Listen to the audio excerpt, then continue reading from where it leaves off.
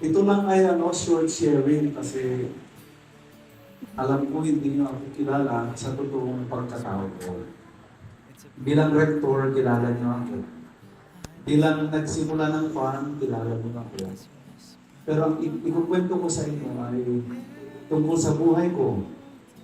Isa akong anak ng magsasaka, si Ma'am Odin ay nakapunta na sa aming magandang lugar sa Claveria, Cagayan. Naalala mo, Ma'am Odin?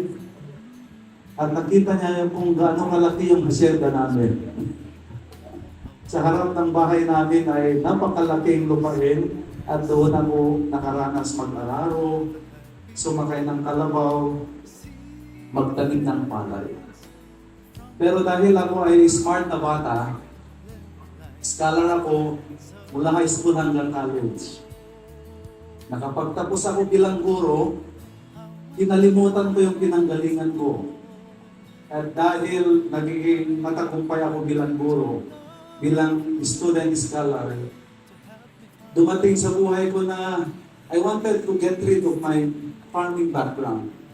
Dumating sa buhay ko noon na ayaw kong malaman ng mga tao na ako ay anak ng magsasaka. Nakakahiyaman pero sabi ko kasi sumisikat na ako. Nakalimutan ko na yung pinanggalingan ko. I worked in the city at akala ng mga classmates ko nung college ako, anak ako ng mayaman. Kaya pag dinadala ko sila sa bahay namin, nabibigla sila kasi yung bahay namin maliit lamang. Nakita niyo yung struggle ko. Akala ng mga co-teachers ko, galing ako sa mayamang pamilya, pero pag dinadala ko sila sa Claveria, nabibigla sila kasi ito pala yung pinanggalingan ko. Alam niyo, hindi ko akalain na after 8 years na naging teacher ako, nagpari ako, 17 years na pare, nag-aral ako sa Rome, bumalik ako noong 2018, bigla kong nung nakita ko itong lupang ito na bakante, isang gubat, yung puso ko, gusto ko nang magtanim. 2018 yun. 2020 na elect ako na rector at nag-pandemic. Doon nabuhay muli ang aking passion nung mag-araro, magtanim. At nakita ng mga pari sa loob, anong ginagawa ng ating rector, bakit nagiging magsasaka na siya. This is my story to tell you na si Father Sam ay galing sa lupa, galing sa pamilya ng magsasaka, pero lahat naman tayo ay galing sa lupa. Ha? Tama po. Tama. Walang isa sa atin na hindi galing sa lupa.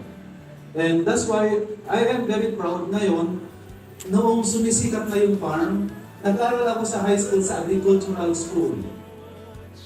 At nakita ko yung comment ng isang teacher ko doon sa page ng farm. Congratulations, Father Sam. We are very proud of you.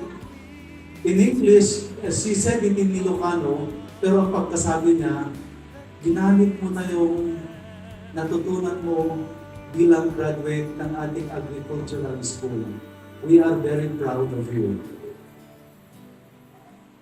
Sabi ko, I think this is the call sa akin, kaya nakita ninyo ako na kung pwede ay magkarpintero ako, kaya kong magkarpintero din. Kaya kong magmason. Nung seminarista kami, ako ang namumuna sa Noviciate na maggawa ng kalsada. This is me. I'm telling you, that's why ang puso ko ay nasa pusong magsasaka.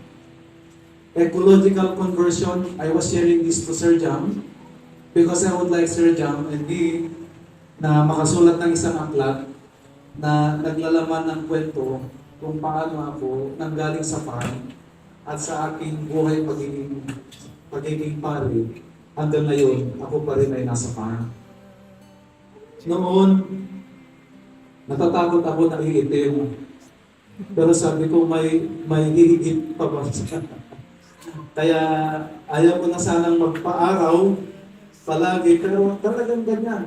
If you want to go to the farm, forget about your looks, your skin. Because it's not about looks and skin.